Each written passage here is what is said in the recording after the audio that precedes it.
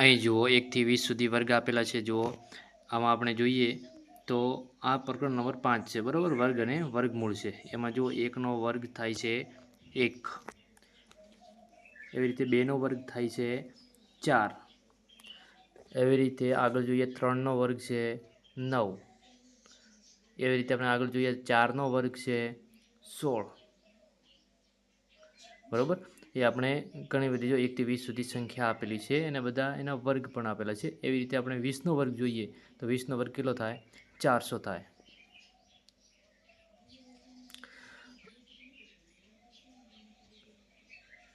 અહીં જુઓ પૂર્ણ વર્ગ સંખ્યાઓમાં એકમનો અંક 0 હોય, 1 હોય, 4 હોય, 5 હોય, 6 હોય અથવા તો 9 છે, બરાબર.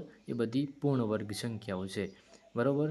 જે સંખ્યાનો એકમનો અંક 0 હોય, 1 હોય, 4 હોય, 5 હોય, 6 હોય અથવા તો 9 હોય એને પૂર્ણ વર્ગ સંખ્યા કહેવામાં આવે. એક પણ વર્ગ સંખ્યાનો એકમનો અંક 2, 3, 7 અથવા 8 પૈકી કોઈ નથી.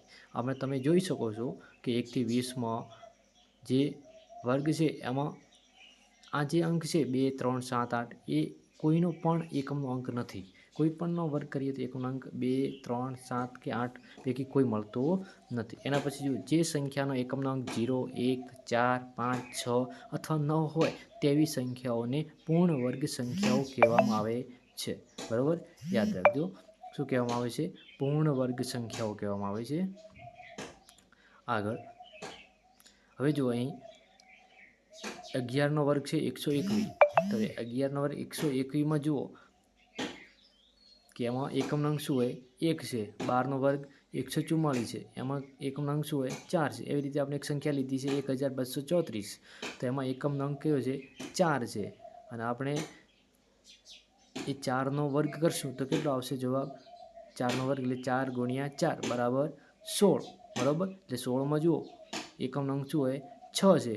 તો જે આપણે સંખ્યાઓમાં 6 આપેલી છે પૂર્ણ વર્ગ સંખ્યા જે ઉપર લખેલું છે એમાં 1, 0, 1, 4, 5, 6, 9 હોય એમાં 6 આપેલા છે. એટલા માટે 1234નો વર્ગ કરશો તો શું મળશે? એમાં પણ એકમનો અંક શું મળશે? 6 મળશે. યાદ રાખો કે પૂર્ણ વર્ગ સંખ્યામાં છેલ્લે આવેલા શૂન્ય હંમેશા બેકી સંખ્યામાં જ હોવા જોઈએ. તમે કોઈ પણ સંખ્યાનો જો અહીં 20નો વર્ગ છે તો 20નો વર્ગ કેટલો છે? 400 છે. એવી રીતે આપણે ઉદાહરણ જોઈએ તો કે 200નો વર્ગ. 200નો વર્ગ કેટલો થાય? 40,000 થાય. જુઓ એવી રીતે 40નો વર્ગ કેટલો થાય? 40નો 4નો વર્ગ 16 અને 0નો વર્ગ 00, બરાબર. એના પછી આપણે આગળ ઉદાહરણ જોઈએ 10નો વર્ગ. 1નો વર્ગ 1 અને 0નો વર્ગ 00 એટલે કે 100. એના પછી આગળ જોઈએ તો 7નો વર્ગ આપણે કરશું 700નો વર્ગ કરશું તો 7નો વર્ગ કેટલો થાય? 49, બરાબર. અને 00 છે તો આપણે 4 0 મૂકશું. કેટલા મૂકશું? 4 0. એટલે ખબર પડી ગઈ તમને કે 0નો વર્ગ તમે કરશો એટલે 00 લખવાનો. એના પછી આગળ જોઈએ તો 2 ગુણ્યા 2 એટલે કે 4, 3 ગુણ્યા 3 એટલે 9 થાય, બરાબર. એવી રીતે 4 ગુણ્યા 4 કરશું તો કેટલા મળશે? 16 મળશે, બરાબર. હવે 1 હોય, 4 હોય, 9 હોય, 16 હોય જેવી સંખ્યાઓને વર્ગ સંખ્યાઓ કહેવાય છે.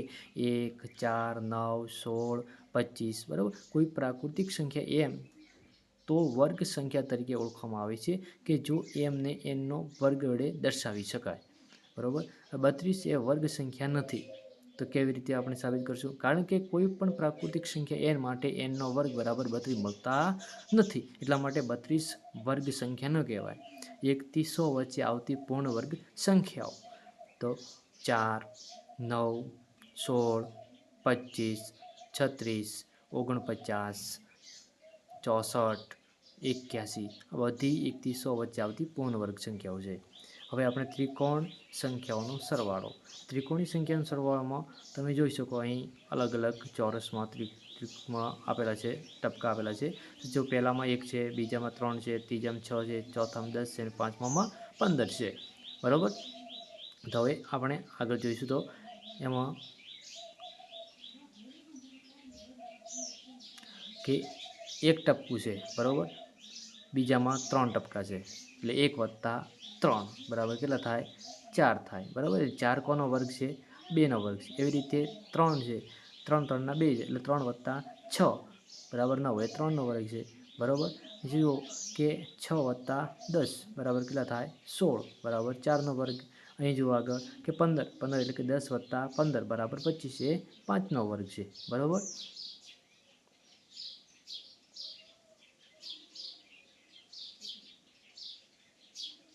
બે ક્રમિક ત્રિકોણીય સંખ્યાઓનો સરવાળો કરતા તે પૂર્ણ વર્ગ મળે છે। બે વર્ગ સંખ્યાઓ વચ્ચેની સંખ્યાઓ, બે વર્ગ વચ્ચેની સંખ્યાઓ શોધવા માટે શું કરવાનું, જો 2નો વર્ગ 4 થાય, 3નો વર્ગ 9 થાય, બરાબર। હવે 2નો વર્ગ અને 3નો વર્ગ વચ્ચે કઈ સંખ્યાઓ આવે, તો કે 5, 6, 7 ને 8, બરાબર। હવે આના માટે તમારે યાદ રાખવાનું કે 3નો વર્ગ 9 ને 4નો વર્ગ થાય 100, બરાબર। તો હવે એના વચ્ચે કઈ કઈ સંખ્યાઓ આવશે, તો કે 10, 11, 12, 13, 14 અને 15 આવે છે, જે વર્ગ સંખ્યા નથી।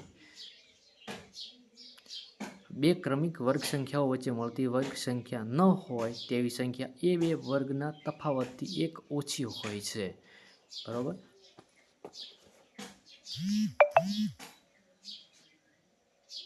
કે 6નો વર્ગ 36 અને 7નો વર્ગ 49, તો આપણે n બરાબર, ધારો કે વર્ગ સંખ્યા ન હોય તેવી સંખ્યાઓ કુલ કેટલી મળે છે, 12 મળે। કેવી રીતે 12 મળે છે, તો આપણે જો ટૂંકમાં યાદ રાખવાનું કે 6નો વર્ગ એટલે કે nનો વર્ગ અને 7નો વર્ગ એટલે n+1નો વર્ગ વચ્ચે પૂર્ણ વર્ગ ન હોય તેવી સંખ્યાઓ 2n હોય। 2n એટલે n એ આપણી સંખ્યા છે, n બરાબર ધારો કે આપણે 5 લઈએ તો 5નો વર્ગ 25 થયો, n+1 લઈએ આપણે, n+1 એટલે કે 5 + 1નો વર્ગ એટલે કે 5 + 1 6, 6નો વર્ગ 36 થાય। તો પૂર્ણ વર્ગ ન હોય તેવી સંખ્યાઓ કેટલી મળશે, તો કે 2 × 5 બરાબર 10, 5 એટલે કે n બરાબર આપણે 5 લીધા એ। એકી સંખ્યાઓનો સરવાળો 1 + 3 કેટલા થાય, 4 થાય, બરાબર। જે 2નો વર્ગ છે, કોનો વર્ગ છે, 2। ધારો કે 1 + 3 + 5 કેટલા થાય, 9 થાય, જે 3નો વર્ગ છે। એના પછી આગળ જોઈએ તો 1 + 3 + 5 + 7 બરાબર કેટલા થશે, 4નો વર્ગ થશે, 16। એના પછી આગળ જોઈએ તો 1 + 3 + 5 + 7 + 9 કે જે કોનો વર્ગ થશે, 5નો વર્ગ થશે, જે એટલે કે 25, 25 બરાબર 5નો વર્ગ। આમ પ્રથમ n એકી સંખ્યાઓનો સરવાળા માટે સૂત્ર શું હોય, nનો વર્ગ સંખ્યા ગણી અને એનો વર્ગ કરી દેવાનો। જો આપણે પ્રાકૃતિક સંખ્યા 1થી શરૂ કરી ક્રમિક એકી સંખ્યાના સરવાળા તરીકે રજૂ ન કરી શકાય તો તે પૂર્ણ વર્ગ સંખ્યા નથી।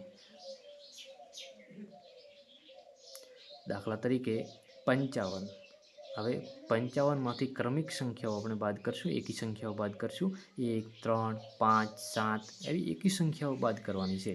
ધારો કે 55માંથી પહેલાં 1 બાદ કરીએ તો 54 મળે છે। હવે આપણે 54માંથી બાદ કરશું 3 તો કેટલા મળશે, 51 મળશે। હવે આપણે આગળ 51માંથી કેટલા બાદ કરશું, 5 તો કેટલા મળશે, 46 મળશે। હવે આપણે 46માંથી કેટલા બાદ કરવાના છે, 7 તો 46માંથી 7 બાદ કરીએ તો કેટલા મળે, 39। આગળ આપણે વધશું તો 39માંથી હવે બાદ કરવાના 9 તો કેટલા મળશે, 30। હવે આપણે 30માંથી 11 બાદ કરશું તો 30માંથી 11 જાય તો કેટલા વધે, 19। હવે આપણે 19માંથી બાદ કરશું 13 તો કેટલા વધશે, 6 વધશે, બરાબર। અહીં જો આપણે 55ને એકી સંખ્યા બાદ કરીને જોયું તો કે 55 પૂર્ણ વર્ગ સંખ્યા નથી, બરાબર। હવે ક્રમિક પ્રાકૃતિક સંખ્યાઓનો સરવાળો કોઈ પણ એકી સંખ્યાઓનો વર્ગ ને બે ક્રમિક પૂર્ણાંક સંખ્યાઓના સરવાળા તરીકે રજૂ કરી શકાય છે। ધારો કે 9નો વર્ગ 81 થાય, બરાબર, 81 એટલે કે 40 + 81 અને 40 અને 81 એટલે 41 કેવા છે, ક્રમિક સંખ્યાઓ છે। એના પછી 11નો વર્ગ 121, તો 121ને આપણે ક્રમિક સંખ્યા 60 + 61 વિશે રજૂ કરી શકાય। એના પછી 13નો વર્ગ છે 169 અને 169 એટલે 84 + 85 અને 19નો વર્ગ 361 એટલે કે 180 + 181। હવે બે ક્રમિક એકી અથવા બેકી સંખ્યાઓનો ગુણાકાર, ધારો કે પેલો 11 + 13 બરાબર 12 - 1 અને 12 + 1 એટલે કે 12નો વર્ગ -1। એવી રીતે આપણે આગળ જોઈએ તો કે 29 × 31 તો આપણે જોઈશું 30 - 1 ને 30 + 1 બરાબર 30નો વર્ગ -1. આગળ બીજું ઉદાહરણ લઈશું તો 44 × 46 બરાબર 45 - 1 કૌંસ પૂરો. બીજા કૌંસમાં આપણે 45 + 1 બરાબર 45નો વર્ગ -1. તો એના પરથી આપણે એક સૂત્ર મળશે. અર્થાત સૂત્ર શું મળે છે? કૌંસમાં a + 1 કૌંસમાં a + 1 કૌંસ પૂરો. બીજા કૌંસમાં a - 1 બરાબર a નો વર્ગ -1. પૂર્ણ વર્ગ સંખ્યાઓની અન્ય બીજી તરાઓ. વર્ગ સંખ્યાઓની બીજી અન્ય સિરીઝ જોઈએ આપણે, બરાબર. પેટર્ન જોઈએ કે 1નો વર્ગ 1 થાય છે, 11નો વર્ગ 121, એવી રીતે 111નો વર્ગ થાય છે 12,321. આ રીતે આપણે એક ઉમેરતા જશું તો બાજુમાં પણ આપણે 1થી જેટલા અંક હોય, જેટલા 1 હોય એટલા આપણે 1થી એકડા લખશું અને પછી રિવર્સમાં લખશું. ધારો કે આપણે આ પહેલો 11નો વર્ગ જોઈએ તો 1 અને 2 એકડા છે, માટે 1 અને 2 સુધી લખ્યા. તો 3 એકડા છે તો 1, 2, 3 સુધી એકડા લખ્યા. એવી રીતે હવે 7નો વર્ગ 49 થાય, બરાબર. તો હવે 67નો વર્ગ કેટલો થાય? 44, 89 થાય, બરાબર. આમ આપણે આગળ પેટર્ન લખશું, બરાબર. તો આપણે આને શું કહેવાશે? પેટર્ન કહેવાશે, બરાબર ને. તો આગળ આપણે આ રીતે લખી શકીએ.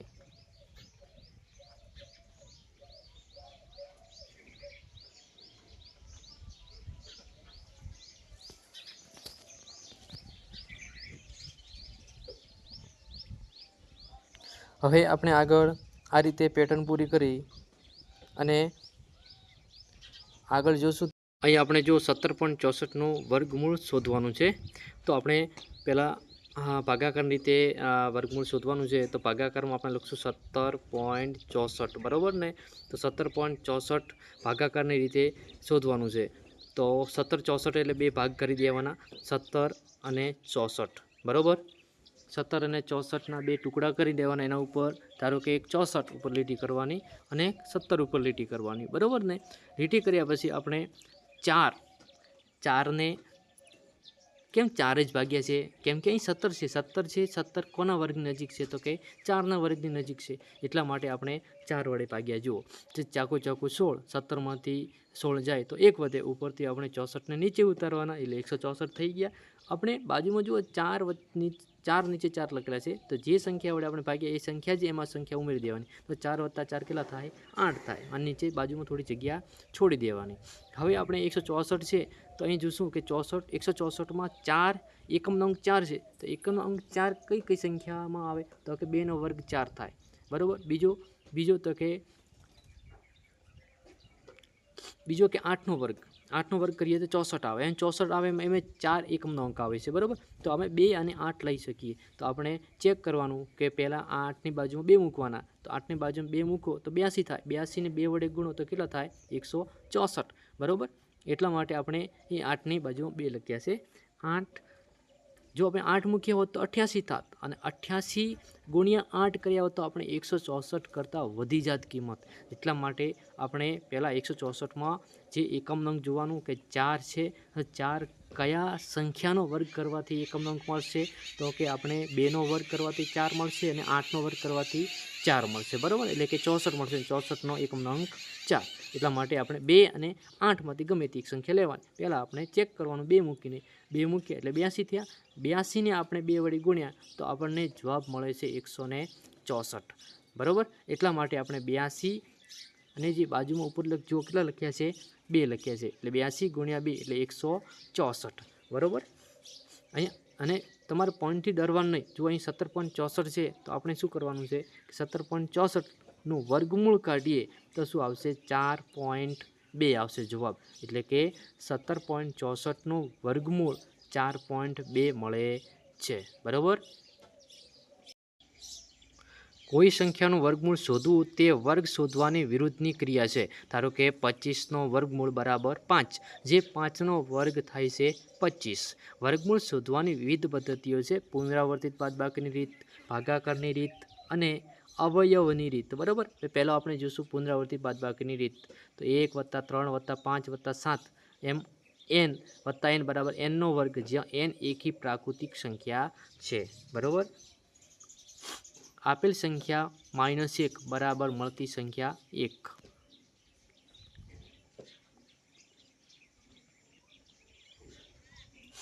મળતી સંખ્યા 1 - 3 મળતી સંખ્યા 2।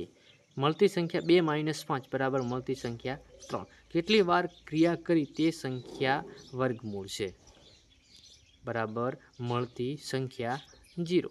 બરાબર ને? આપણે ક્રમશર એકી સંખ્યા બાદ કરતા જશું અને જ્યાં જવાબ 0 આવે અને જેટલી વખત આપણે સંખ્યા બાદ કરી એ સંખ્યા ગણી એ આપણો વર્ગ આવશે। ધારો કે આપણે 49 દાખલા તરીકે લઈએ તો 49 - 1 48, 48 - 3 એટલે 48 - 3 45, 45 - 5 અને 45માંથી 5 જાતે કેટલા વધે 40 અને 40 માઇનસ આપણે કરવાના છે 7 અને તમે ધ્યાન આપવાનું છે એકી સંખ્યા જ બાદ કરવાની છે તો કેટલા આવશે 33 33 - 9 33માંથી -9 બાદ કરશું તો 24 અને 24માંથી હવે કેટલા બાદ કરવાના છે 11 તો કેટલા આવશે 13 આ 13માંથી હવે 13 બાદ કરશું તો આપણને મળશે 0। બરાબર? તો હવે આપણે કેટલી સંખ્યા બાદ કરી 1 2 3 4 5 6 અને 7 બરાબર 7 સંખ્યા બાદ કરી એટલા માટે આપણને 49 છે એ કોનો 49નો વર્ગમૂળ કેટલો આવશે 7 આવશે। બરાબર 49નો વર્ગમૂળ આવશે 7। આગળ જોઈએ આપણે અવિભાજ્ય અવયવીકરણની રીત। અવયવીકરણ એટલે કે આપણે અવયવો જે પાડવાના છે તો અવયવી સંખ્યા જ આવી જોઈએ અવિભાજ્ય સંખ્યા જ આવી જોઈએ। પુનરાવર્તિત બાદબાકીની રીત મોટી સંખ્યા માટે ઘણી જ લાંબી અને વધારે સમય માંગી લે તેવી હોય છે માટે આપણે અવિભાજ્ય અવયવીકરણથી રીતથી આપણે વર્ગમૂળ શોધીએ તો અહીં જુઓ 1125નો અવયવ પાડેલા છે તો અહીં 5 × 5 × 5 × 3 × 3 આપેલા છે 3 વખત 5 અને 2 વખત 3 આપેલા છે।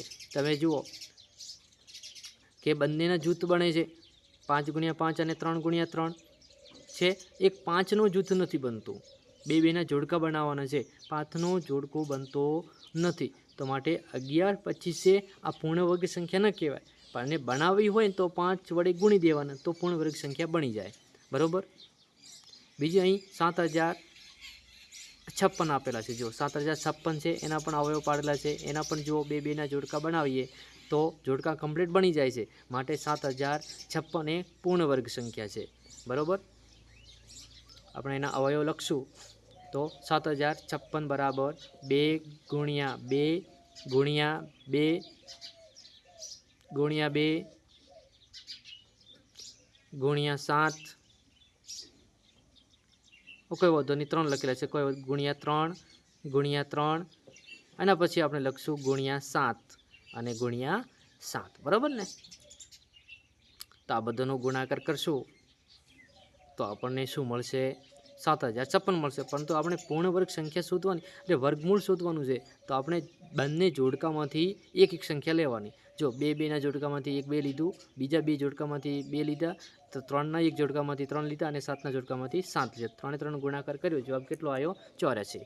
એના પછી આપણે 2645ના અવયવ પાડીએ તો જુઓ 5 × 529 એટલે 2645 23 × 23 એટલે 529 23 × 23 જોડકા બની ગયા એમાં 5નું જોડકું બનતું નથી 23નું બની જાય છે।